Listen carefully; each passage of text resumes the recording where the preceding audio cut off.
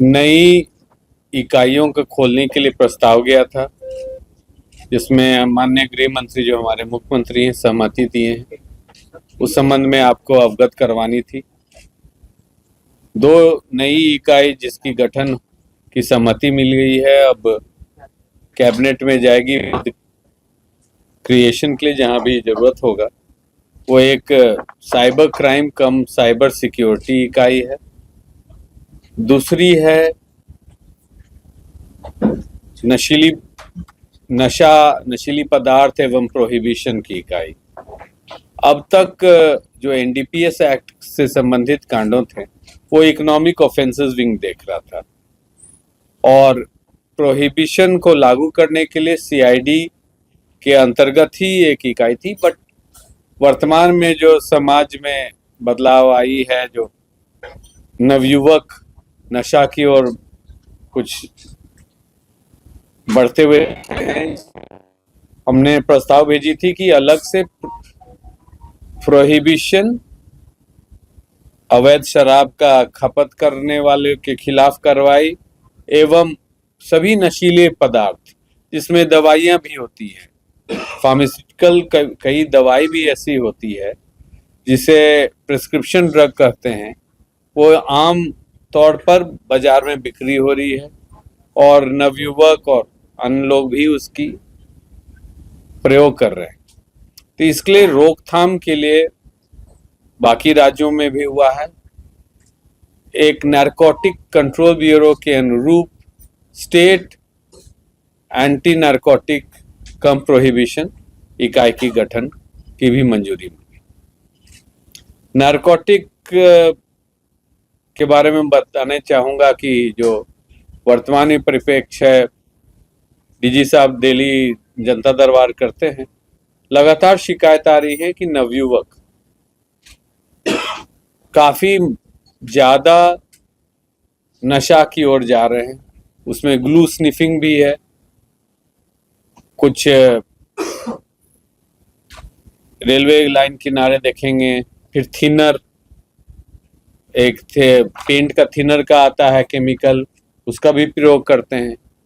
उसके अलावा कई दवाइयां हैं इंजेक्शन से ली जाती है जो कि मेडिकल प्रिस्क्रिप्शन में है, उसका भी पाया जा गया है कि बिहार में कुछ खपत बढ़ी है। हम लोग ने समीक्षा किया, तो इस इकाई का नींव रखने के लिए हम लोग ये कोशिश किए हैं कि पहले इंटेलिजेंस कलेक्ट करें कि किस तरह का मादक पदार्थ, नशीले सामान बाजार में वितरित हैं। यह काम एसटीएफ द्वारा की गई है। जनवरी माह में एक स्पेशल इकाई कुछ 5 ही 6 ऑफिसर्स का हम लोग बनाए थे, जिनका काम था कि किस किस तरह की रासायनिक नशीली पदार्थ या गांजा, भांग, चरस तो हम लोग सब जानते हैं, और ओपियोइड्स क्या क्या बाजार में और कहाँ से आ रहा है। तो इसमें काफ़ी काम बढ़ा। फिर चौथे महीने से जब इंटेलिजेंस कलेक्ट होने लगी तो हम लोग ने छापामारी भी शुरू की है। एसटीएफ पकड़ करके चेन ध्वस्त करना। तो जो हमारे इंटेलिजेंस से कलेक्शन हुआ है, ये मालूम हुआ है कि पिछले 4-5 साल में ओपियोइड्स हुआ पॉपी से डिराइव्ड। पॉपी एक फूल होती है जिसके सैप से बनता है हेरोइन। हेरोइन ही रॉ फॉर्म में स्मैक बोलते हैं, ब्राउन शुगर बोलते हैं, और रिफाइंड में ओपियम हो जाता है। मॉर्फिन उस बीच में होती है। तो ये कहाँ से सप्लाई हो रही है, जो पुड़िया में या इंजेक्शन से लोग ले रहे हैं, इस पर काफ़ी अध्ययन किया गया और इंटेलिजेंस कलेक्ट की गई। तो मालूम हुआ कि नेपाल से भी आ रही है, नॉर्थ ईस्ट से भी आ रही है, यूपी से भी, साथ ही साथ झारखंड से लगा हुआ जो हमारा सीमा है, वहाँ भी काफ़ी मात्रा में पॉपी कल्टीवेशन हो रही है। कई वर्षों से लगातार एनसीबी की जो इकाई है, साथ में एसटीएफ, केंद्रीय बल, जिला बल, ओपीएम की खेती करने वालों पर कार्रवाई करते आए हैं, फसल काटते आए हैं। ज्यादातर ये ओपीएम की जो खेती हो रही है हमारे यहाँ बिहार में जो है, अब कवाकोल में भी पाई गई है, परंतु गया ही बॉर्डरिंग चतरा पलामू में पाया गया। तो जो इंटेलिजेंस कलेक्ट हुआ, मालूम हुआ कि वहां से लोग लेके आते हैं, उसको पोश्ता बोलते हैं, हस्क पोस्ता का चाय भी काफी ट्रक पंजाब से आने जाने वाला ट्रक ड्राइवर उसके चाय भी पीते हैं। साथ ही साथ उसको कट करके फूल से जो पेस्ट निकलता है उससे हेरोइन मैन्युफैक्चर करते हैं। रॉ फॉर्म में उतना, परंतु मैन्युफैक्चरिंग हमारे यहाँ सीमावर्ती इलाका में शुरू हो गई है। उनको आर्थिक रूप से तंग तबाह कर दे। बीएनएसएस का जो 107 सेक्शन के ऑर्गेनाइज क्राइम, जैसे बहुत लोग रिपीट ऑफेंडर्स हैं, मोतिहारी में भी, आरा में भी, उनको उनकी संपत्ति भी जब्ती की कार्रवाई शुरू हो। ऐसे कितने लोग चिन्हित किए गए हैं? अभी 6-7 लोग तो स्पष्ट जो केस में आ गया है रडार पर। मोतिहारी, भोजपुर, कुछ इधर गया, धनरुआ। पटना में भी सक्रिय है क्या सब? तो धनरुआ, पोटही, ये सब तो यही सप्लाई कर रहा है। पाव का इस्तेमाल किया जाता है, पटना भी गढ़ बनते जा रहा है। अगर पीने वाले से सही तरीके से जांच हो तो पटना भी कई इलाका है। सही बात है, तो हम होलसेलर से हमको मतलब है। पेडलर्स के लिए जिला पुलिस काफी है, और उनको हम अब आज से शुरू हो गया, आज निर्देश इशू हुआ है कि सब जगह ऐसा चिन्हित करके रेड छापेमारी शुरू कर। ऐसे इलाके भी हैं थाने से सटे? जी जी, बिल्कुल बिल्कुल, आप सही बोल रहे हैं। इसलिए आज से कार्रवाई शुरू हुई है, इसलिए दोनों नंबर भी दिए हैं, सूचना मिलेगी उन पर भी कार्रवाई। सर एक सवाल है सर, जो गैंग टेस्ट और रेप्स हो रहे हैं मुजफ्फरपुर में भी 2 इंसिडेंट। नहीं सर, नहीं सर, अभी तक नहीं, अभी तक नहीं। पंजाब वाली स्थिति नहीं हुई है, जो कि बाहर में बैठ के पंजाब में ड्रोन के मार्फत पाकिस्तान बॉर्डर से भेज रहे हैं। हमारे यहाँ वैसा नहीं, हमारे यहाँ लोकल ओपीएम प्रोडक्शन है क्रूड फॉर्म में। फाइनल नॉर्थ ईस्ट से आया है, एक कंसाइनमेंट पकड़ा गया है, मणिपुर से ओरिजिनेट किया है, और नेपाल और बॉर्डरिंग बिहार झारखंड बॉर्डर पर जो पॉपी कल्टीवेशन हो रहा है उससे जो बाय प्रोडक्ट बन रहा है वो मार्केट में जा रहा है। कुछ गाजीपुर ओरिजिनेट किया है, लगातार आरा में गाजीपुर से आ रही थी। और जैसे जैसे हम लोग का छोटा टीम है, इंटेलिजेंस हम लोग नेटवर्क्स तोड़ेंगे, से भी पाई गई। तो ये सब पर हम लोग लगातार कार्रवाई करते आए हैं। चौथे महीना से रेड छापेमारी शुरू हुई है और काफी सफलता मिली है। हम बताएं कि मतलब बड़े क्वांटिटीज में पूरा चेन के साथ, जैसे जो रिसीवर हैं उन पर हम कार्रवाई किए हैं, जो बड़े मात्रा में आधा किलो, 1 किलो, 2 किलो ले रहे हैं।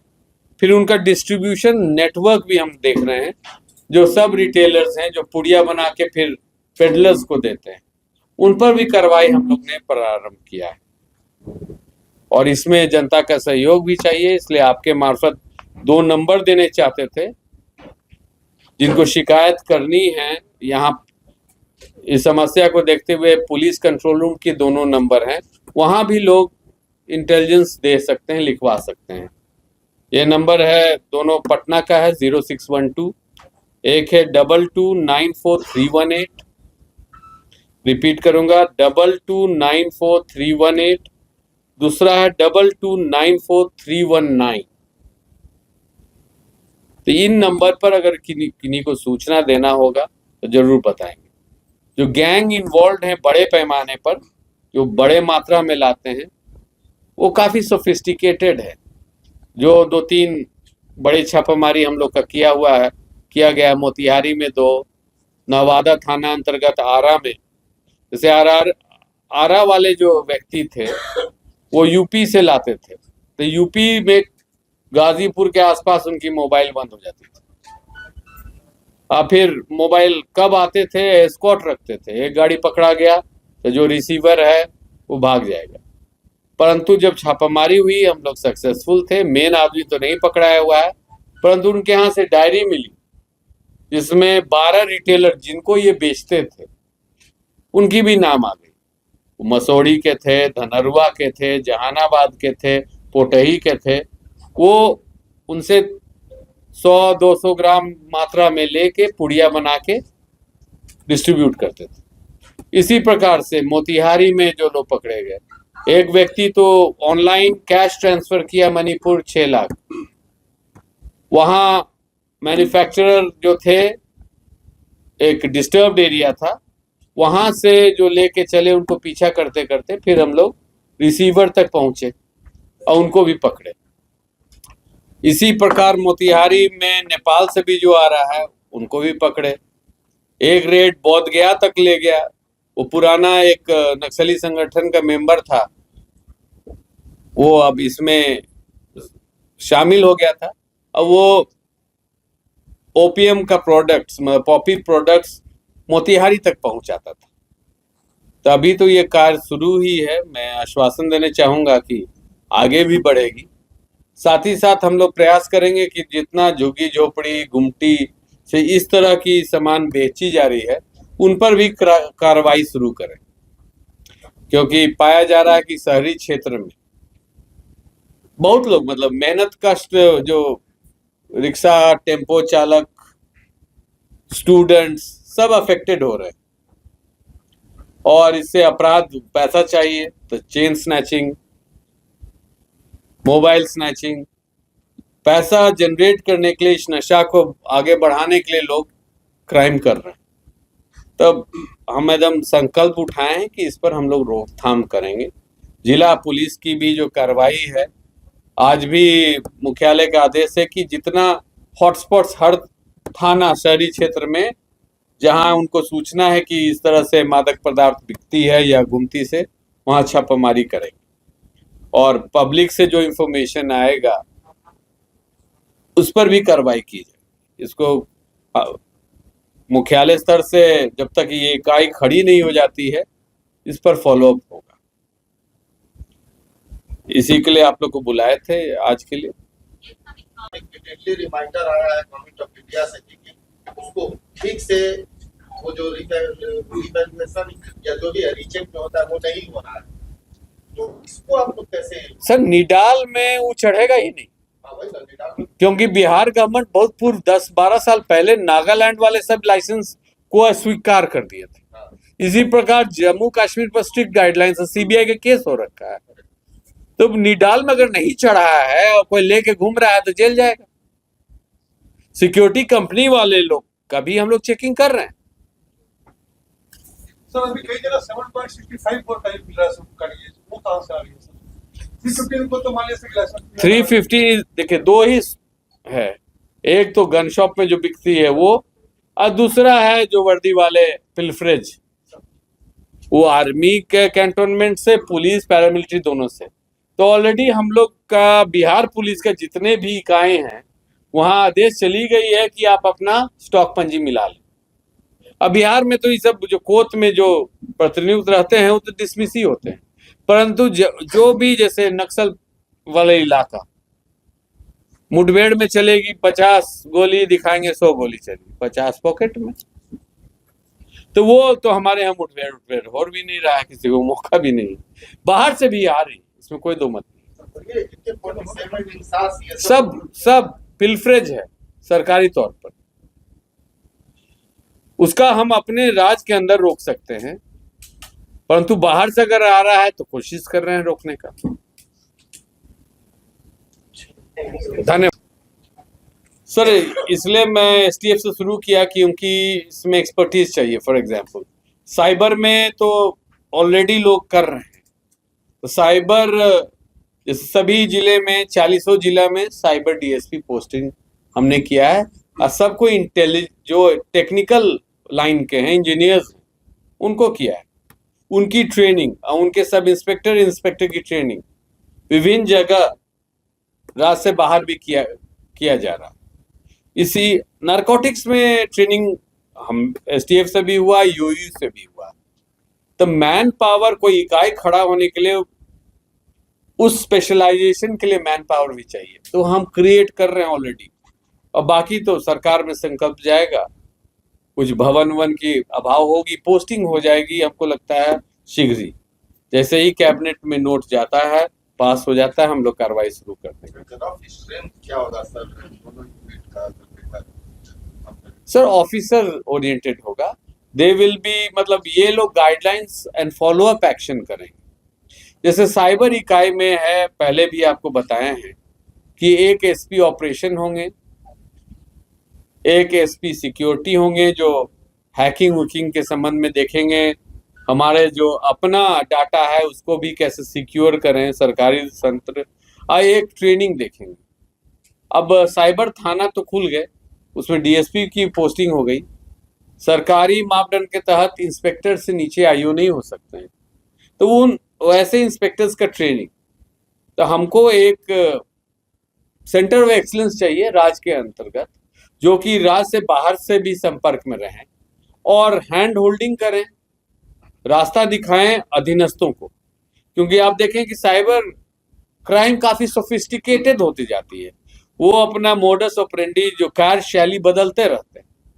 उसी प्रकार स्मगलिंग नेटवर्क्स जितना है, वो शराब की स्मगलिंग नेटवर्क हो या मादक पदार्थ की, उसमें भी काफी इनोवेशंस आते रहती है, नए लिंकेजेस होते हैं। तो ये दोनों में सोफिस्टिकेशन लाने के लिए इकाई खोली जा रही है, और जो मुख्यालय में जैसे जो एडीजी कम आईजी रहेंगे साइबर, उनके अधीनस्थ रहेंगे, उनका मुख्य काम होगा महत्वपूर्ण केसेस, वो खुद नियंत्रण में रखेंगे और उसको फॉलो अप करेंगे। सभी केस, इतने ज्यादा केस रजिस्टर हो रहे हैं कि सभी का पूर्ण रूप से अनुसंधान भी करना बढ़िया से सरल टास्क नहीं है, परंतु जो डीएसपीज हैं, इंस्पेक्टर्स हैं, जो विभिन्न साइबर थाना में रहेंगे, उनका ट्रेनिंग दिलवाना इनका काम होगा। फिर एक लैब होगा इनके अधीन, साइबर लैब, जो मोबाइल लैपटॉप सीज होके आता है उसका भी तो एनालिसिस और डाटा निकालना, उसका विश्लेषण करना। उसी प्रकार नारकोटिक्स में एनसीबी से तालमेल रखना, नारकोटिक्स क्राइम ब्यूरो, हम लोग तालमेल बनाए हैं, इनफैक्ट उनको ऑफर भी किए कि महत्वपूर्ण केस कुछ आप अनुसंधान करने चाहते हैं तो हम लोग देने चाहते हैं। और नेटवर्क्स कहाँ कहाँ से ये नशीली पदार्थ आ रही हैं, कौन कौन बिक्री कर रहे हैं। हॉट स्पॉट सर जो आपने बताया, कुछ कितना चाहेंगे सर कि जिला लेवल पर तो पुलिस कार्य कर रही है सर? अगर जिस तरह की सीजर लिस्ट हम लोग करते हैं नवयुवक लोग का, मोबाइल में अगर देखिएगा क्या क्या होता है, क्लिप्स हम कुछ शेयर कर सकते हैं, आप बोलिएगा तो विभत्स ऑनलाइन पोर्नोग्राफी कितना भी ब्लॉक किया गया है, चल ही रहा है। साथ ही साथ में देखिएगा, मतलब ये परिचलन हथियार लहराने का, जेल भी जा रहे हैं बराबर, यही वीडियो क्लिप से हम जेल भी भेज रहे हैं। फिर नवयुवक नर्तिकाएं के साथ नाच गाना करना, ये हम पहले भी बोले हैं कि हमारा जो पॉपुलेशन है 50% आबादी 25 साल से कम उम्र का, और बहुत ज्यादा लोग दिग्भ्रमित हो रहे हैं। पुलिस की अपनी लक्ष्मण रेखा है, घर घर में नहीं घुस सकती है, हर हॉस्टल में मौजूद नहीं हो सकती है। समाज की ये एक समस्या है, समाज को भी आगे आना पड़ेगा। इनफैक्ट हरियाणा पंजाब में दोनों में ये नशा चाहे इस तरह के अपराध के संबंध में मोबिलाइज किया गया है पूरा कम्युनिटी का, कि आप आगे बढ़ के आए, अपने गांव से बहिष्कार कर रहे हैं, अपने टोला से बहिष्कार कर रहे हैं ऐसे लोगों का। उस तरह की अभियान यहाँ भी शुरू करने की जरूरत है, परंतु इसमें एनजीओ को आगे आना पड़ेगा। वर्दी वाले लोग से थोड़ा लोग दूर रहते हैं। आपको आप पूछ रहे हैं तो हम कुछ फिगर्स लाए थे।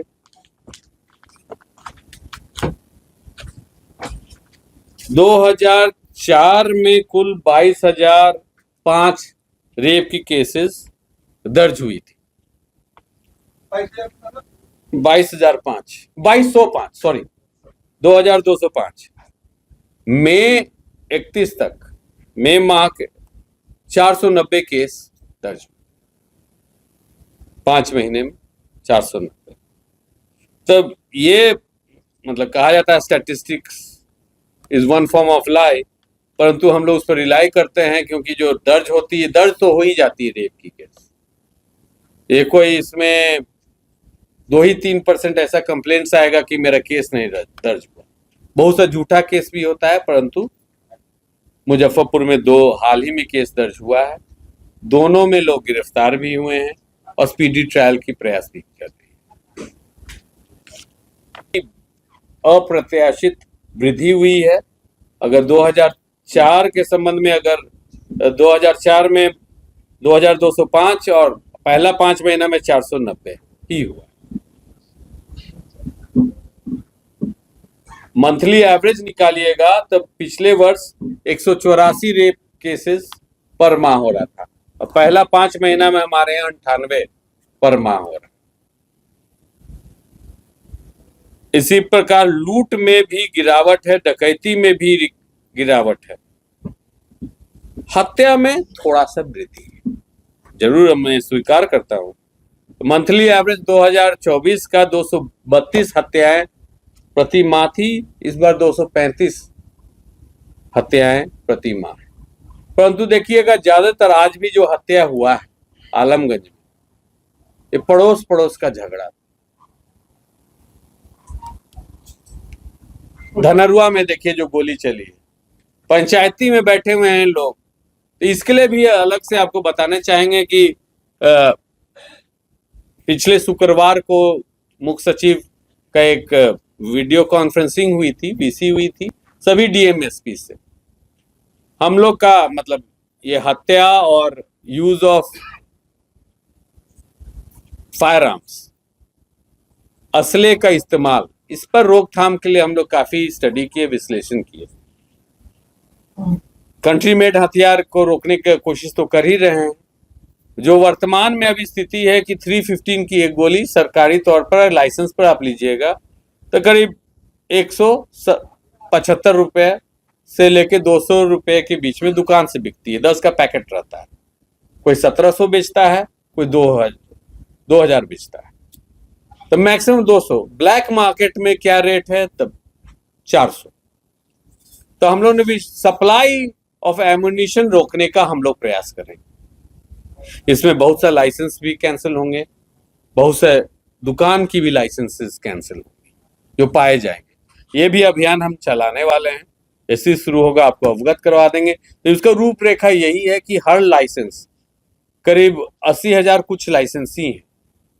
इलेक्शन के पूर्व सबकी फिटनेस देखी जाएगी। आपको लाइसेंस क्यों दिया जाता है? आत्मरक्षा के लिए। आत्मरक्षा के लिए आप कितने बार गोली चलाते हैं? तो अभी तक था कि कुछ जगह लाइसेंस पर एक साल में 200 गोलियां दी जाती थी। एक बार में आप 50 से 100 गोली खरीद सकते थे। यूपी की एक, जैसे हम लोग नंबर 2 पर हैं यूपी गन क्राइम में, हिंसक घटनाओं में नंबर 1 रही। तो उन्हीं के अनुरूप हम लोग भी चाह रहे हैं कि गोली की बिक्री पर कंट्रोल करना, ताकि मतलब 1000 रुपए की गोली होगी तो कोई हर्ष फायरिंग भी नहीं करेगा। और हर्ष फायरिंग के लिए हथियार नहीं है, या दिखाने के लिए नहीं, वो आत्म सुरक्षा के लिए लेके जो घूम रहे हैं। तो हम लोग इस पर प्रस्ताव बना रहे हैं। सभी डीएमएसपी को अवगत करवा दिया गया है कि स्टेट गवर्नमेंट का अथॉरिटी है कि आर्म्स कंट्रोल एक्ट रूल्स 2000 के तहत हम लोग गोली की संख्या रिस्ट्रिक्ट कर सकते हैं। हम लोग चाह रहे हैं कि किसी भी एक लाइसेंस पर एक साल में 85 गोली इश्यू हो, वो भी एक बार में 25 ही। फिर वो खोखा जमा करेंगे तब अगला 25 मिलेगा। बिहार पुलिस में 2 नई इकाइयों का गठन। निगरानी विभाग ने सूर्य मोहन यादव लिपिक नगर निगम छपरा को 60,000 रिश्वत लेते रंगे हाथ गिरफ्तार। डीजीपी विनय कुमार ने लखीसराय जिले के हलसी थाना अंतर्गत तरहारी पुलिस पिकेट का किया उद्घाटन। प्रोहिबिशन और सभी नशीली दवाओं पर नियंत्रण वाली इकाई का गठन। बिहार पुलिस मुख्यालय के प्रस्ताव पर सरकार ने लगाई मोहर।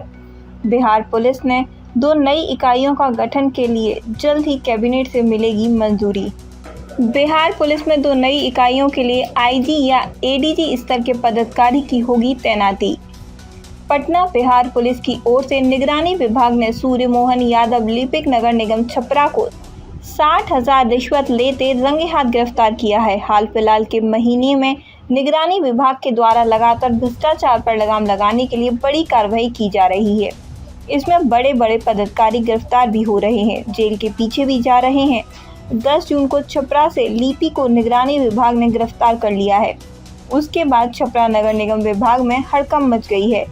लखीसराय जिले की हलसी थाना अंतर्गत तहरारी पुलिस पिकेट का उद्घाटन पुलिस महानिदेशक विनय कुमार द्वारा किया गया।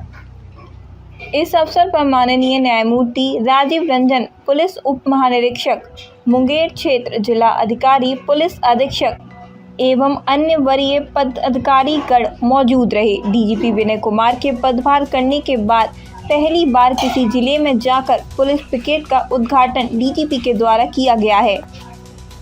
बिहार पुलिस साइबर अपराधी और मादक पदार्थों की तस्करी पर नकेल कसने के लिए व्यापक स्तर पर कवायद करने जा रही है।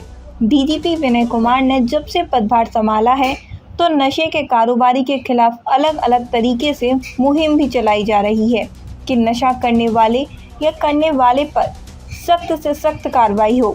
डीजीपी विनय कुमार का प्रयास रंग लाया है। सरकार नशे के कारोबार पर लगाम लगाने के लिए बिहार पुलिस में 2 नई इकाई का गठन कर रही है। इसमें से अलग से वरिष्ठ आईपीएस पदाधिकारी की पोस्टिंग होगी। पुलिस महकमे में 2 तरह की इकाइयों का गठन किया गया है। साइबर क्राइम सह साइबर सुरक्षा और स्टेट एंटी नारकोटिक सह मद्य निषेध इकाई तैयार कर ली गई है। इस पर जल्द ही कैबिनेट के स्तर से अंतिम रूप से मोहर लगने जा रही है। इसके बाद ये पूरी तरह से काम करने लग जाएगा। इन दोनों इकाइयों की कमान एडीजी और आईजी रैंक के अधिकारी संभालेंगे। यह जानकारी एडीजी मुख्यालय कुंदन कृष्णन ने सोमवार को पुलिस मुख्यालय के सभागार में आयोजित प्रेस वार्ता में दी। उन्होंने कहा कि मादक पदार्थों एवं अवैध हथियारों की तस्करी के जरिए अवैध तरीके से कमाई करने वाले पदाधिकारियों की पहचान की जा रही है। इनकी संपत्ति अंतिम रूप से जब्त करने की प्रक्रिया की जाएगी।